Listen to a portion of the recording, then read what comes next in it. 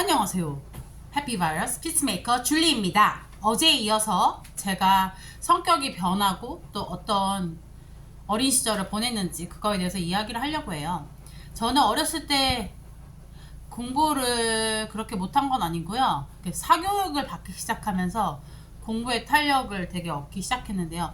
물론 그 전에도 저는 지금 보시는 것처럼 되게 발표도 잘하고 손들고 선생님께 대답도 되게 잘하고 적극적이고 밝은 성격의 소유자였습니다. 아이들에게 카드나 또 이렇게 수첩에다가 나에 대해서 어떻게 생각하는지 또 그 친구들에 대한 소개 플러스 저에게 피드백을 주는 그런 편지를 좀 적을 수 있게 수첩을 전 반에다 돌리면 아이들이 너는 활달해서 좋다. 너랑 친구하고 싶어. 뭐 이런 게 좀 많았어요. 아니, 잘난 체 아니고요. 오늘은 제가 얼마나 솔직히 똑똑하지 않고 머리가 좋지 않아서 고생을 한 이야기랑 제가 영어를 한국에서 영어를 배웠고 전 남편을 만나기 전에도 영어를 할 수 있었고 또 학교를 영어 쪽으로 나왔기 때문에 영어 강의를 할 수 있었었는데 물론 이제 강의라 함은 우리나라 그런 어린 아이들 있잖아요. 또 유치원생, 초등학생, 성인도 영어로 가르쳤었죠. 하지만 그렇다고 미국에 있는 미국 사람들과 비교하면 비교할 수 없는 실력이기 때문에 지금에 와서는 너무 좀 부끄럽고 그래도 아직 부족한 거에 대해서 이야기를 하고 싶은 거예요. 저는 영어를 초등학교 6학년 때 배웠고요. 사교육을 통해서 엄마가 동네에 있는 속셈학원에 이제 영어도 수업이 있었거든요. 그래서 이제 거기 다니면서 영어를 배우게 됐고요. 네, 저희 때는 영어 교육이 중학교 때부터 시작했기 때문에 그렇게 처음부터 어린 지금 아이들처럼 많은 문화의 혜택을 누린 것 같진 않습니다. 하지만 또 감사하게 중학교 때는 제가 영어를 너무 좋아했었는데 영어를 막 달달달 책을 다 외웠었거든요. 그리고 이제 지금 보시면 여러분이 느끼실지 어떨지도 모르겠지만 제가 어렸을 때부터 가진 것이 좀 티칭에 대한 은사가 있었어요. 가르치는 거. 공부 제일 못하는 애들 그런 애들이 이제 중학교 올라와서도 야 모여 등나무 아래 앉혀서 제가 막 가르쳐주곤 했었어요. 자 이과야 Kate's birthday party 제가 책을 다 외웠잖아요. 애들한테 막 설명해주고 그런데 이제 중학교에 들어와서 2학년 때 선생님에 대한 환상이 깨지면서 중1인 것 같아요. 왔는데 영어 선생님이 칠판에다 글씨 한 자 안 쓰시고 되게 뚱뚱하시고 솔직히 말하면 너무나 게으른 선생님이셔가지고 제가 영어에 대해서 흥미를 잃어가고 동기부여가 안 되니까 좀 그랬던 시간들이 있는데요. 그래서 되게 고생을 했었어요. 고등학교 들어갈 때랑 또 고등학교에서 대학교 진입할 때 영어 그 갭이 차이가 많이 나잖아요. 그것 때문에 굉장히 고생했던 기억이 나고요. 영어를 좋아하다 보니까 또 이제 어머니께서 영어 사교육으로 네 TT 영어 지금도 현존하는 영어입니다. 그 영어 사교육을 받게 해줘서 저는 매일 선생님과 5분, 10분 통화를 하게 됩니다. 저는 테이프를 늘어져라 듣고 따라하고 늘어져라 듣고 따라하고 그 전까지는 저도 모르게 내가 영어도 잘하고 발음이 좋다고 생각했는데 완전 깡이었던 거죠. 콩글리시 그 자체 뭐 지금도 콩글리시 하고 있지만 발음 자체도 너무 이상했던 거죠. 근데 선생님이 매일매일 전화해 주시고 이렇게 교정해 주면서 제 발음이 변하기 시작합니다. 새벽 6시 정도에 전화해 주셨던 것 같고요. 뭐 때에 따라서 선생님이 6시도 되지만 저녁 5시인 적도 있고 주로 아침 6시에 전화를 해 주셨던 걸로 저는 기억을 하고 있습니다. 그래서 영어를 너무 좋아했는데 선생님에 대한 기대가 깨지면서 학교 공부를 좀 못 따라가게 됐는데요. 하지만 좋은 고등학교에 가기 위해 제가 상업고등학교를 원하지 않았고 저는 대학 진학을 위해서 인문계의 학교를 원했기 때문에 그 다음부터 미친듯이 다시 영어 공부를 하기 시작합니다. 제가 영어 만점은 또 아니었어요. 책까지 외웠지만 머리가 좋지 않아요. 한두 개 틀렸던 걸로 기억을 합니다. 아마 90점은 넘었지만 한 문제당 4점 정도 됐기 때문에 뭐 2개, 3개 틀렸던 걸로 기억이 나요. 한두 개, 뭐 3, 4개 때에 따라서. 근데 손을 놓다 보니까 격차가 벌어졌고 영어 연극을 또 제가 중3 때 다시 시작했는데 그것과 또 성적은 또 다른 이야기이기 때문에 어쨌든 인문계에 들어갈 50% 안에 들어서 뭐 서울 여상이나 미림 여상 그 당시에 최고 좋다는 그런 상업고 고등학교에 들어갈 실력은 됐었지만 저는 대학 진학을 위해서 고등학교에 갔는데 문제는 제가 다시 서클 활동에 전념하게 되는 거예요. 연극부에 들어가서 오디션을 보고 뭐 6대1인지 7대1인지 8대1인지 뚫고 제가 연기자로 들어간 거예요. 연기자가 한 5명 정도 있었는데 4, 5명? 그리고 스태프들도 이제 오디션을 보고 들어가는데 연극에만 맨날 연습하러 점심에도 연극 연습하러 가고 뭐 호흡 연습을 한다. 저녁에 남아선 또 무릎 꿇고 앉아가지고 선배들한테 뭐 이래라 저래라 뭐 얘기를 듣고 또 연기 연습을 하는 거예요. 그거를 1년 준비를 하고 가을에 저희가 티켓을 팔고 그런 준비를 하는 거죠.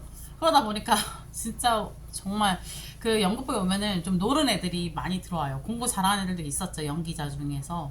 걔네들은 정말 몰래 매일매일 공부하는 것 같더라고요. 저는 그걸 몰랐어요.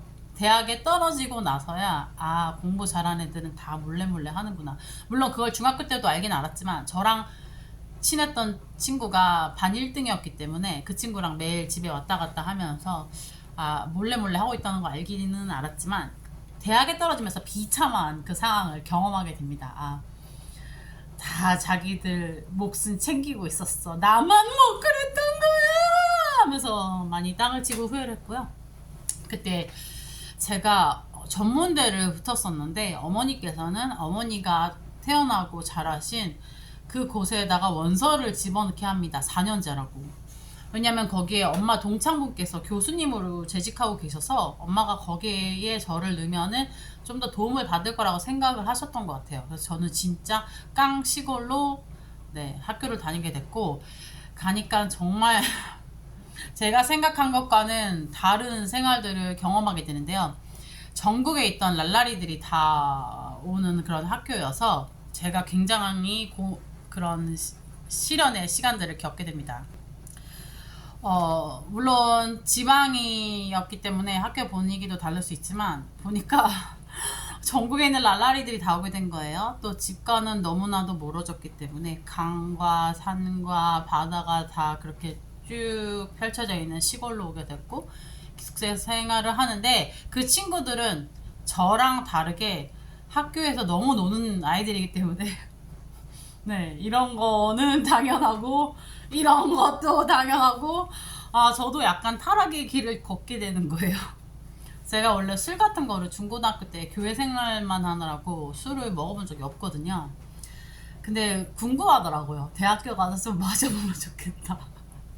나도 궁금해.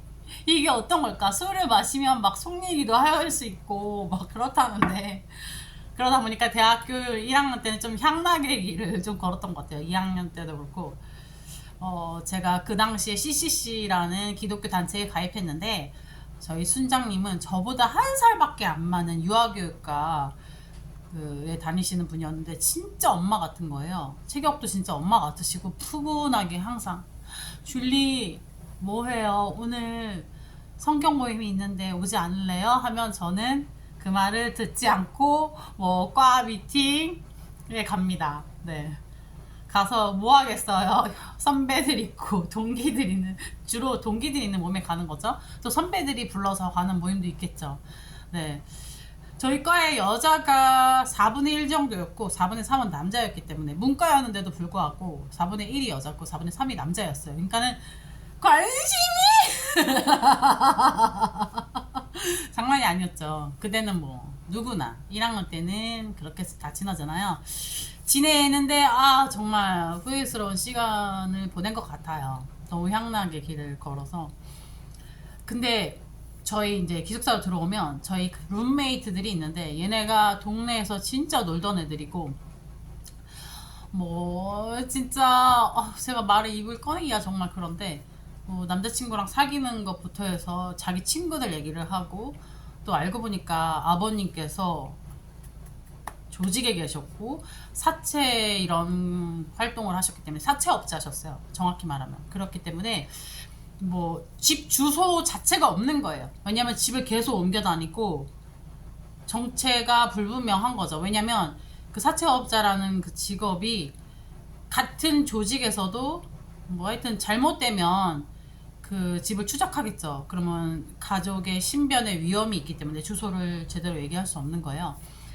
근데 그 친구들이 말하는 게 입담이 너무 거친 거예요. 저는 이때까지 교회 생활만 했지, 교회만 알고, 또 학교 가고, 도서관 가고, 뭐 이런 거 익숙했던 애가, 물론 연극부에도 랄라리들은 분명히 있었습니다. 근데 제가 그 지방에서 만난 그 랄라리들하고 비교가 되지 않는 거예요. 그 지방 애들이 이제 막 경기권에서 주로 많이 왔고, 주로는 경기권에서 많이 왔는데, 또 지방 랄라리들이 있고, 또 지방 랄라리들은 또 그 조직폭력배, 새끼 조직폭력배 그런 경험들이 다 있고, 막 체육대회를 하면 오빠들이 다 빡빡머리인 거예요. 근데 누가 봐도 조직폭력배 같은 그런 포스를 가지고 있고, 말도 못 붙이겠고, 막 가방도 이렇게 색 같은 걸 딱 들어가지고 이렇게 하고 막 계시고, 어깨도 막 이러고, 티셔츠 막 화려하시고, 영화에서만 봤던 조폭 그런 사람들이 그런 포스로 있으니까 너무 무서웠던 기억이 나고, 예, 그리고 애들도, 여자애들도 무서운 게 없어요. 얘네는 뭐 흡연, 뭐 담배, 그리고 낙태 얘기도 아무렇지 않게 얘기를 하길래, 아, 진짜 너무 제 가치관에 막 이렇게, 네, 정신이 많이 흔들렸던 기억이 나는데요. 그러다 보니까 공부에 몰두할 수밖에 없고, 원래도 제가 공부를, 네, 원래 열심히 했는데 성적이 제가 머리가 안 따라줬나 봐요. 근데 저는 그런 것 같아요. 제가 수능 타입은 아닌 것 같아요. 막 외워서 풀어서. 그리고 수능 점수가 현저히 낮았거든요. 아무리 노력해도 제가 연극부를 했었고, 연기 뭐 그런 거, 연극제를 가고, 뭐 방송에 나오는 기회도 있었곤 하는데, 공부, 수학이랑 물리 쪽을 따라가기가 너무너무 힘들더라고요. 그리고 결정적으로 수능을 봤을 때는 언어 영역이 다 싸그리 무너졌거든요. 절반도 안 나왔어요. 그렇다 보니까 그 나머지 영역도 다 이렇게 어그러지더라고요. 네.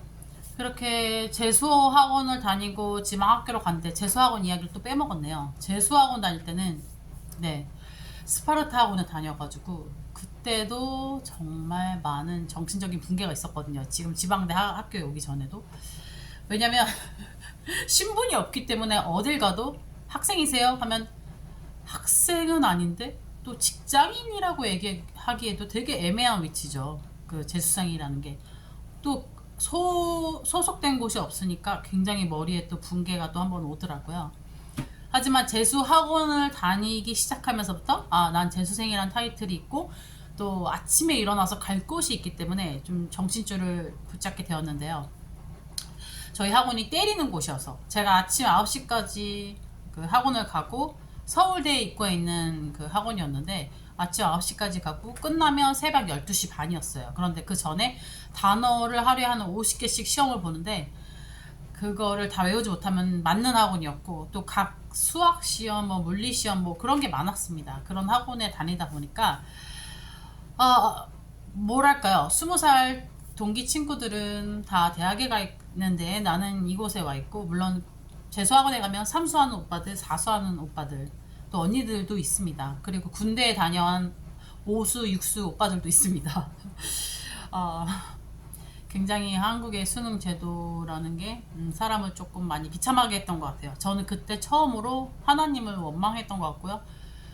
대학 들어가서는 엄마를 좀 원망했어요. 왜 전문대에 보내서 집에서 통학하면 될 것을 왜 멀리 시골에 나를 보냈나라는 생각을 했었는데요.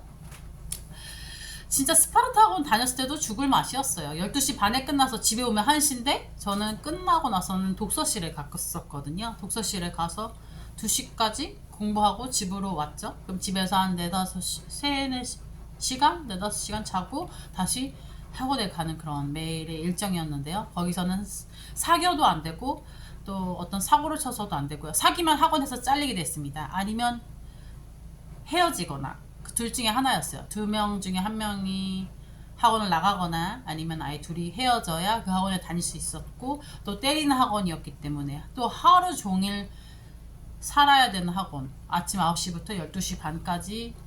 그리고 이제 끝나고 나서는 학원 봉고차 차량을 타고 집으로 가는 코스로 갔었고, 또 주말도 마찬가지로 그렇게 와서 자습실에서 공부해야 되는 시스템이었기 때문에 이 머리가 완전 무슨 공산주의 체제 속에서 이게 돌아버리겠더라고요. 네. 그 원장님은 정말 유명한 원장님이고 지금 방송에 나오시더라고요. 또 언급은 못하겠지만 그런 시간을 거치면서 하나님을 원망하고 수능이라는 게 나에게 또 맞지도 않고 재수를 했는데도 불구하고 고3 때보다 성적이 더 안 나와서 아까 말한 그 지방대학으로 가게 됐는데 그 아이들이 아빠가 사채업자자 또 뭐 우리 과의 어떤 친구도 남자친구가 예전에 이제 조폭이었고 그런데 이제 뭐 어떤 지방에 있는 조폭인데 그 조폭과를 이야기를 못 하더라고요. 왜냐하면 그렇게 말하게 되면 또 목숨의 위험이 있기 때문에 신변의 위험이 있어서 그 남자친구는 이제 그 조직폭력배에서 나와서 지금 도망가 있고 은둔 상태이기 때문에 뭐 어떤 거를 밝히지도 못하고 얘들이 말하는 수준이 아주 정말 입이 너무너무 걸다고 해야 되나요? 되게 거칠다고 말할 수 있을 것 같은데 저는 매일 밤 울었던 것 같아요. 연못 가서 놀고 왜냐면 제가 언니여서 그 친구들을 돌보고 막 챙기곤 했는데 또 그 친구들이 나중엔 그거에 대해서 부담스러워하고 하더라고요. 왜 매일 밤 울고 했냐면 말을 하는 그런 언어 습관이나 문화적인 태도 또 그 친구들이 성장해서 자라는 그 과정이 엄청 힘들었을 거 아니에요. 맨날 집도 이사 가고 도망 다니고 또 부모님에게 많은 사랑을 받지 못한 게 많죠. 그러니까 말해서 모든 게 상처투성인 거죠. 사람들에게 가시돋친 말만 하고 그러니까 만나는 자체, 같이 사는 자체가 괴로운 거예요. 그래서 미친 듯이 공부를 할 수밖에 없는 상황이 몰아진 것 같아요. 원래도 열심히 하는데 내가 이 학교를 벗어나야겠다. 막 날 세면서 뭐 누구나 다 그렇겠지만 도서관 가서 이제 시험 때는 날을 세는 거죠. 과제는 꼭 내고요. 만약에 친구들과 술을 마셔요. 그러면 뭐 8시까지도 마시더라고요. 뭐 선배들하고 막 사람들하고 하다 보면 사람들이 헤어지지를 않더라고요. 그럼 제가 그 모임에 끼고 이러면 아침 9시에 수업 있으면 다 가지 않아요, 수업에. 근데 저는 날 새고 잠 한숨 안 자도 수업에 꼭 갑니다.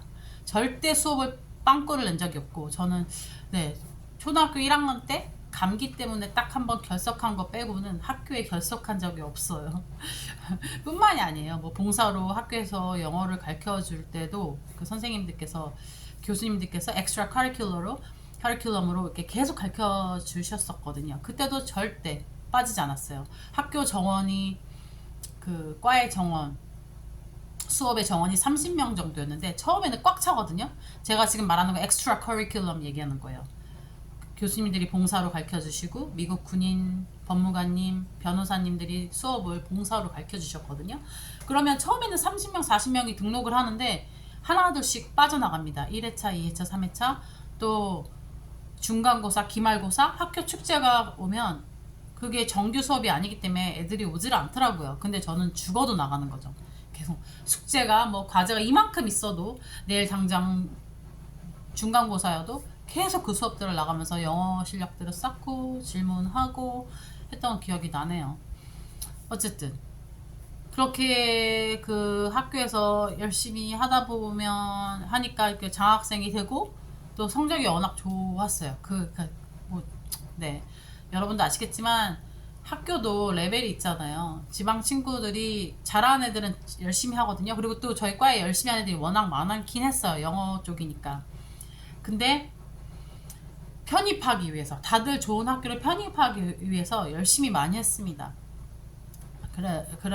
그렇지만 또 이제 정신 못 차린 친구들이 있잖아요. 남자들이 특히 군대 가기 전에 더 열심히 했기 때문에 저는 그쪽에서 장학생이 될 수 있었고 또 그 당시 사귀었던 남자친구가 넌 여기 있으면 안 된다. 넌 절대적으로 학교 편입해야 된다. 여기 남아있으면 너 인생 안 된다.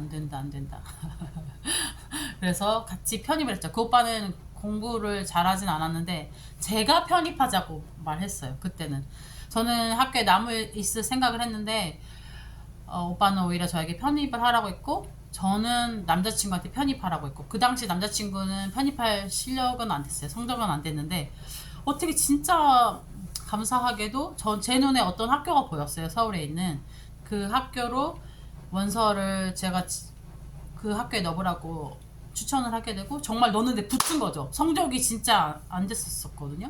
그 당시 저희과 미국 교수님도 저에게 그 남자친구랑 헤어지라고 하는 거예요. 왜냐면 그 교수님은, 그 미국 교수님은 제가 모범생이라고 생각을 하고 그 남자친구는 별로 공부를 열심히 안 하는 것 같으니까 안 어울린다고 생각을 하신 것 같아요. 그리고 그 교수님께서 교수님이면서 목사님이시니까 약간 영적으로 뭔가 보이셨던 것 같아요.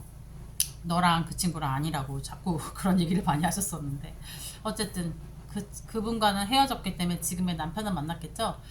그리고 그 학교로 와서 보니까 편입해서 와 보니까 거기도 알라리 애들이 있거든요. 경기권이기 때문에. 근데 걔네들은 너무 귀여운 거예요. 얘네는 아빠가 조직폭력배 뭐 이런 쪽에 일하시니까 저한테 뭐라고 했냐면, 영화에서 그 조직폭력배들이 나오잖아요. 그 당시 친구라는 영화, 장동건 씨가 나왔던 친구라는 영화가 유명했었거든요. 언니, 저거 다 뻥이다. 이 사람들 세계에서는 의리 없어. 그 다음날 누가 나를 칼로 찔러 죽일지도 몰라. 뭐 이런 얘기를 하는 거예요. 그래서 무섭죠.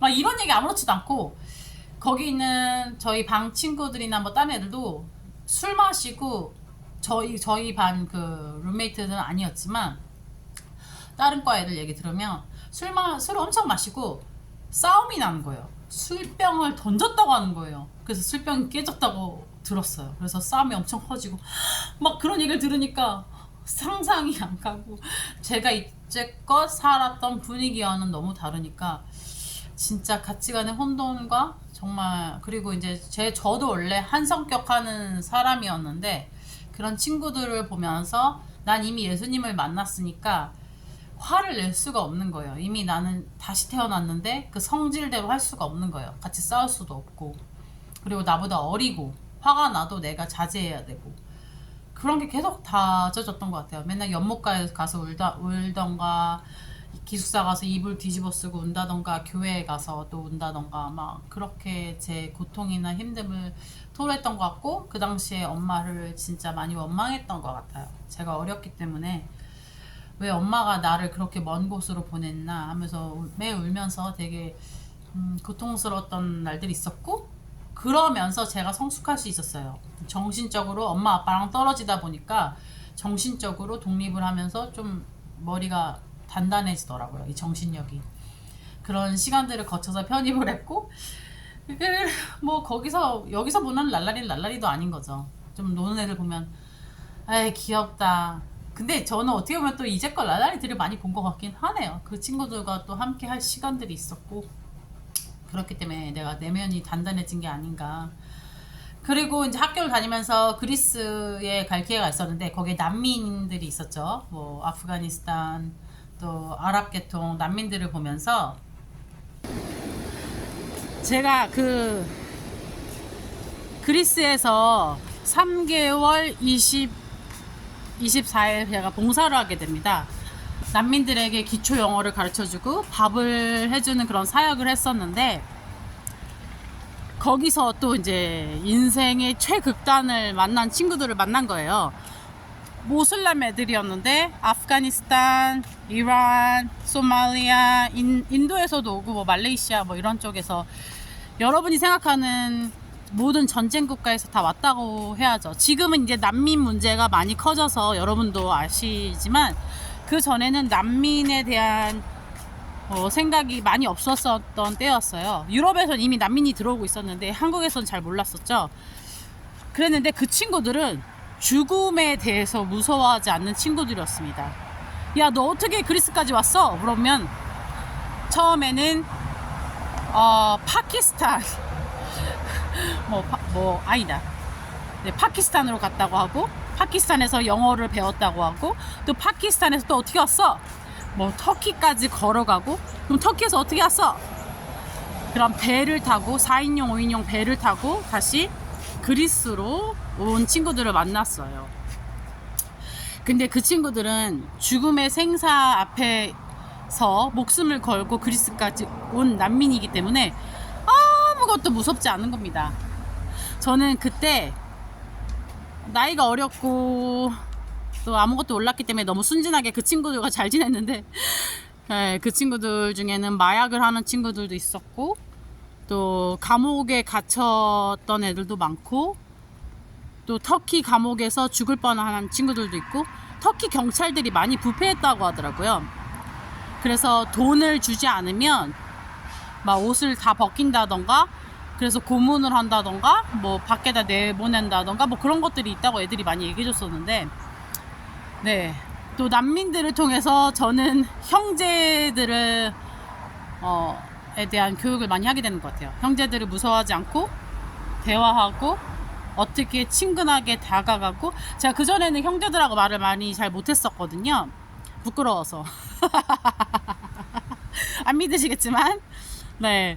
근데 또 이제 편입하고 교회에서 부회장이 되고, 그 편입하기 전에는 제가 북과대였어요. 그 처음 영어과에선 북과대였는데, 그러면서 계속 사람들하고 만나고 대화하고 교회에서 부회장 하면서 형제님들이나 새로운 사람들한테 말 붙이고 약간 친밀하게 하는 그런 사교성이 더 많이 늘게 되더라고요. 그리고 다시 그리스에서 선교 활동을 하면서 난민 봉사를 하면서 외국 형제들이나 진짜 그 형제들에 대해서 두려워하지 않는 마음, 또 친근하게 가족처럼 하는 마음들이 더 많이 생기게 됐어요. 그래서 미국에 또 다시 오니까 그리스에서 느꼈던 그런 문화적인 차이가 엄청 더 컸거든요. 왜냐면 그리스 사람들은 미국 사람들하고 비교했을 때 되게 직설적이고, 보는 앞에서 완전히 무시합니다. 동양 사람을 완전 무시하고 네, 그렇기 때문에 자존심이 꺾일 일이 엄청 많은데, 미국은 그 한국과 그리스에 느꼈던 그 문화 격차의 절반 정도여가지고 적응하기는 조금 더 쉬웠던 부분도 있는데, 그래도 미국은 계속 도전이죠. 네. 어쨌든 제가 그런 시간들을 거쳐서 사람에 대한 연단을 받게 되고, 또 영어에 대한 것도 많이 늘었던 것 같아요. 그 난민 선교를 갔다 오다 보니까 더 영어에 대한 모티베이션, 동기 유발이 돼서 저는 네, 대학원도 진학하게 됩니다. 그러면서 저는 제가 그 당시에 영어를 좀 한다고 생각했는데, 대학원에 오기 전에 테솔 공개과정부터 했거든요. 자격증만. 근데 그때 되니까 영어를 대학교 때보다 사람들이 더 잘하더라고요. 근데 그 중에 한두 명만, 과에 한 120명 정도 공개 과정이었는데 반이 한 4개 정도 있었고, 각 반에 한 30명 정도 있었을 거예요. 그리고 4반이고 교수님들이 다 계셨고, 미국 조지타운하고 이렇게 합작한 반인데 같이 코어워크 해가지고 그 S대학교랑 한 그 프로그램을 제가 했었는데요. 한 반에서 한두 명만 빼고 다 영어 알아듣고 영어로 강의할 수 있는 실력이었는데, 그 공개과정 끝나고 6개월의 공개과정을 끝나고 그 S대학교에 대학원으로 제가 들어갔거든요. 대학원으로 들어가니까 더 미치겠더라고요. 머리가 터지겠고. 네. 하여튼 거기서 또 이제 문화적인 차이를 또 느끼게 돼요. 내가 한국에 살고 있지만 이게 유학생들의 생활이 아닐까. 미국이나 뭐 영국이나 호주나 뉴질랜드에 사는, 또 캐나다에 사는 학생들이 이런 정도의 고통을 겪고 있지 않을까. 제가 대학원에서 느꼈던 학문에 대한 고통은 직장 생활할 때의 한 4배 정도의 고통이었어요. 직장 생활 진짜 힘들었던 적이 많고, 뭐 결혼 생활도 힘든 적이 많고 하지만, 대학원 다녔을 때 스트레스는 그거의 3배, 4배였던 것 같아요. 약간 숨이 막히고 숨이 쉬어지지 않는, 그러니까 뭐 증상으로 치면 약간 공황장애 같은 느낌이 오더라고요. 학교 다닐 때. 그러니까 머리가 좋지 않아서 그런가 봐요.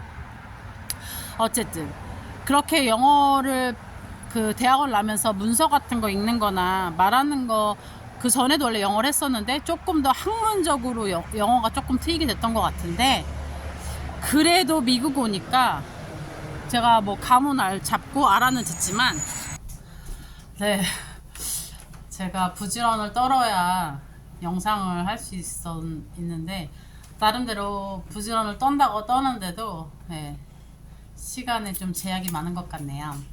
제가 아까 대학원 얘기를 했는데요. 그래도 한국에서는 배울 수 있을 만큼 많이 배운 것 같은데도 미국에 오니까 제 영어가 아직도 미흡하고 아직도 부족하고, 그리고 결혼해서 제가 미국 사람과 산 세월이 있고 미국에서 좀 기간이 있지만, 이게 가정주부로 있을 때 영어가 절대 늘지 않잖아요. 꾸준한 노력도 그렇고 사회생활이나 학교를 다니면서 사람들과 부딪히면서 실제 영어를 많이 해야 영어는 느는 것 같아요. 또 여러분도 아시겠지만 외국인과의 결혼을 했을 때 영어 실력이 는다고 생각하시는 분들이 간혹 아니 꽤 있으시더라고요. 근데 그거는 네, 저는 그렇게 생각하지 않아요. 왜냐면 남편은 조금만 얘기해도 다 알아듣거든요. 내가 처음 만나는 밖에 외국 사람들은 그런 걸 제가 정확하게 설명하지 않으면 못 알아듣거든요. 또 액센트나 정확하게 발음하지 않으면 못 알아듣는데, 남편은 조금만 설명해도 다 알아듣고요.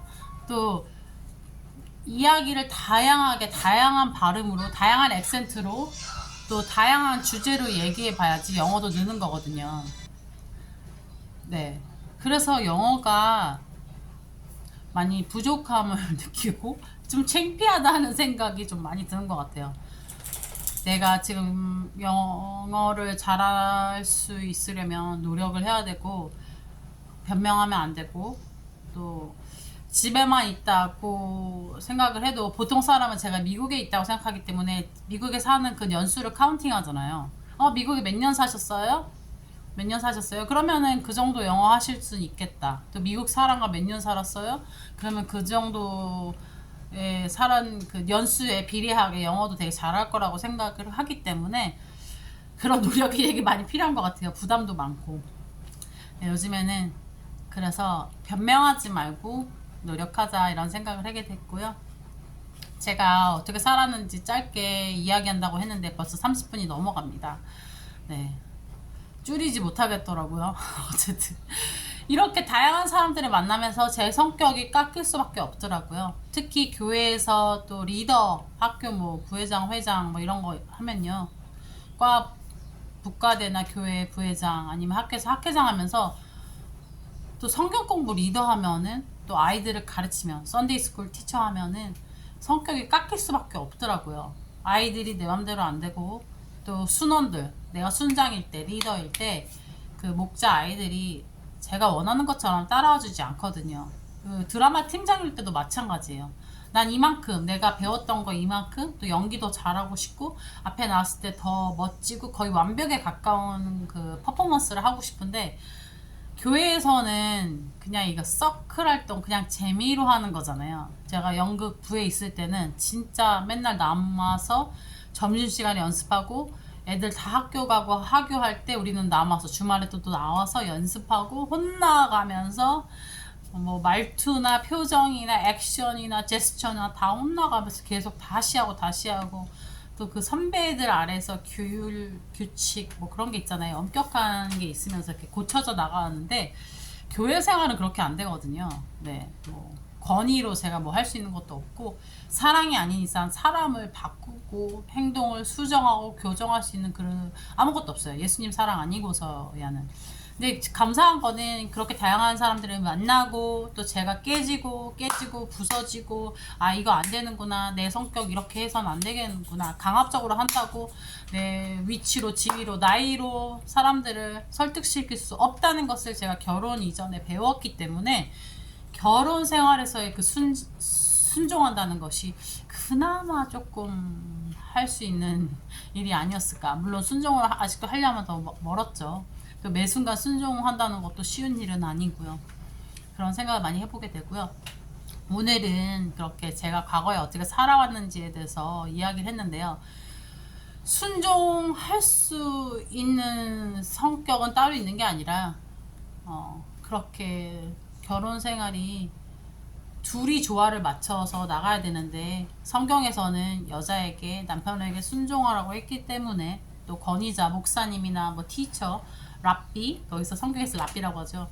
그런 선생님에게 순종하는 것에 대해서 간증을 하고 있습니다. 권위자에 대해서, 또 버스에 대해서. 그러기까지 저도 많은 시간들을 거쳐왔다.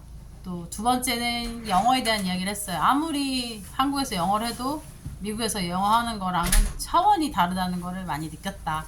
너무 창피하고 앞으로는 내가 가정주부라고 집에만 있다고 변명하는 것이 아니라 영어 공부를 해야겠다. 열심히 해야겠다. 습관을 들여야겠다라는 생각을 하게 됐습니다. 오늘 시청해주셔서 감사하고요. 그럼 또 다음 시간에 좋은 영상으로 뵙도록 하겠습니다. Thank you for watching my video and see you next time. Bye bye.